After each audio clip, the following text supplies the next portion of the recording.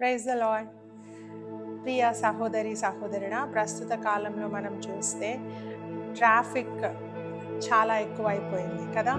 ఎన్నో వెహికల్స్ మనం చూస్తూ ఉన్నాము. ట్రాఫిక్ కూడా ఎక్కడ చూసినా జామ్ అయిపోతూ ఉంది.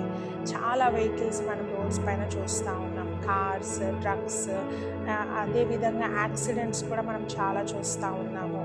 ఇంటి నుండి బయటికి వెళ్ళిన వ్యక్తి తిరిగి ఇంటికి వస్తాడా రాడా అనే అనుమానంతోనే మనం బ్రతుకుతూ ఉన్నాము. ఎందుకంటే పరిస్థితులు అంత ఘోరంగా ఉంటా ఉన్నాయి. ఒకవేళ మనం చక్కగా డ్రైవింగ్ చేసుకుంటూ వెళ్ళినా పక్కన వాళ్ళు సరిగ్గా వస్తారనే నమ్మకం లేదు.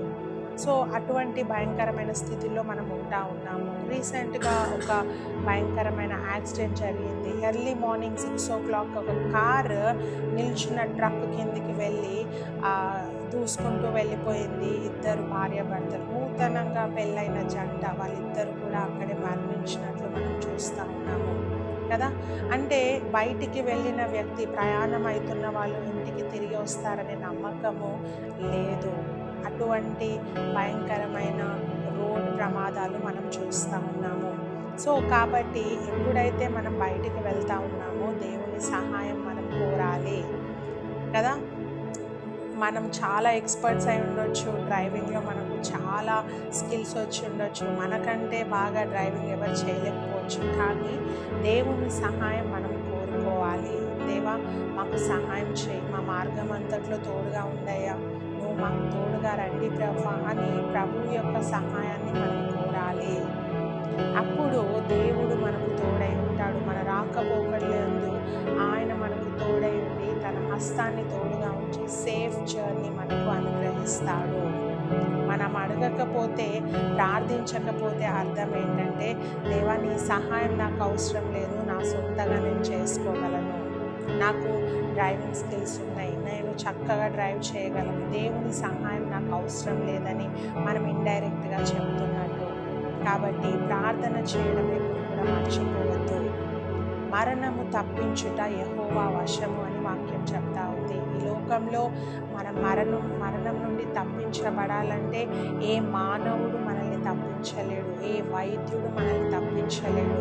ఎంత గొప్ప గొప్ప మినిస్టర్స్ కానీ వ్యక్తులు కానీ మనల్ని మరణం నుండి తప్పించలేరు, కానీ దేవుడు మాత్రమే. కాబట్టి ఆయన సహాయాన్ని కోరి మనం బయటికి వెళ్ళాలి. వాక్యం చదువుకుందాం. కీర్తనలు 121:8. ఇది మొదలుకొని నిరంతరము నీ రాకపోకల యందు యెహోవా నీకు కాపాడును. హల్లెలూయా. రోజు ప్రయాణం చేస్తున్న మనందరికీ దేవుడిస్తున్న వాగ్దానం ఏంటంటే, ఇది మొదలుకొని, ఈ క్షణం మొదలుకొని, లేకపోతే ఈ రోజును మొదలుకొని నిరంతరము నువ్వు భూమి మీద బ్రతికినంత కాలము దేవుని యొక్క కాపుదల నీకు తోడై ఉంటుంది. నీ రాకపోకడలో యెహోవా నిన్ను కాపాడును అని దేవుడు వాగ్దానం ఇస్తూ ఉన్నాడు. ఈరోజు ఈ వాగ్దానాన్ని ఎత్తి పట్టుకొని ప్రార్థన చేద్దాం. వాగ్దానాన్ని నమ్ముదాం. వాగ్దానం చేయువాడు నమ్మదగిన వాడని మనం నమ్ముదాము. తప్పకుండా ఈ వాగ్దానాన్ని దేవుడు మనం నెరవేరుస్తాడు.